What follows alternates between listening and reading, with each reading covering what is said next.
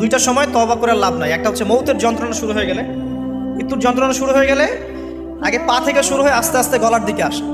হাদিসে যেমনটা এসেছে, সূরা ওয়াকিয়ার মধ্যেও আছে যে পায়ের দিক থেকে যন্ত্রণা শুরু হয়ে আস্তে আস্তে আস্তে আস্তে এই গলার দিকে আসে, এবং আত্মাটা গলার এখানে যখন চলে আসে, এখান থেকে মালাকুল মউত আত্মাটাকে নিয়ে চলে যায় এবং চোখ দিয়ে তাকিয়ে থাকে মানুষ। রুহটা চলে গেলে মানুষ চোখ দিয়ে তাকিয়ে থাকে, দেখবেন এই কারণে মৃত ব্যক্তি তাকিয়ে থাকে, চোখ খোলা থাকে।